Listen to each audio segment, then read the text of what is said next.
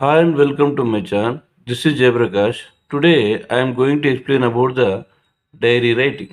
So first of all we have to know what is diary writing. అసలు dairy writing అంటే ఏంటి? Dairy అంటే దినచర్య. రైటింగ్ అంటే రాయడం. అంటే ప్రతిరోజు మన జీవితంలో జరిగినటువంటి సంఘటనలు కావచ్చు, లేదంటే మనం చేసిన పనులు కావచ్చు, నైట్ టైంలో డైరీలో రాయడాన్నే డైరీ రైటింగ్ అంటారు. సో డైరీ రైటింగ్ రాయడానికి ఒక ఫార్మాట్ ఉంటుంది.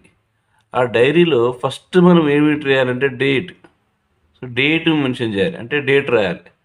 డేట్ కింద డే రాయాలి, ఏ రోజు రాస్తున్నాం ఆ డే నేమ్ రాయాలి. కింద టైం రాయాలి. మనం జనరల్గా ఇది నైట్ రాస్తుంటారు కాబట్టి నైట్ 9 PM 10 PM లేదంటే 8 PM night time. So time రాయాల్సి ఉంటుంది. మరి కింద next dear diary. Dear diary అని ఇక్కడ బాడీ ఆఫ్ ద లెటర్లో ఇక్కడ రాయాల్సి ఉంటుంది. ఇక్కడ ఏం రాయాల్సి ఉంటుంది? మనం చేసిన పని కావచ్చు, లేదంటే మనం ఎవరినైనా మన ఓల్డ్ ఫ్రెండ్ని కలిసిన, ఇంకా ఏదైనా సరే మన డే లైఫ్లో జరిగినటువంటి యాక్టివిటీని, అంటే ఒక సంఘటన కావచ్చు, ఇంకేదైనా కావచ్చు, దాన్ని రాయాల్సి ఉంటుంది. ఇలా రాసిన తర్వాత చివరిగా కింద సైన్ చేయాల్సి ఉంటుంది.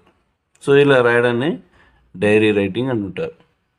ఈ డైరీ రైటింగ్ రాయడానికి సింపుల్ ప్రెజెంట్ టెన్స్ కానీ, simple present tense, simple past tense, simple future వాడుతుంటారు.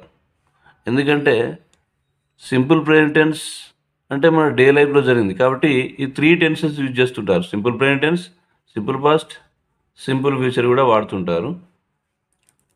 Thanks for watching my video.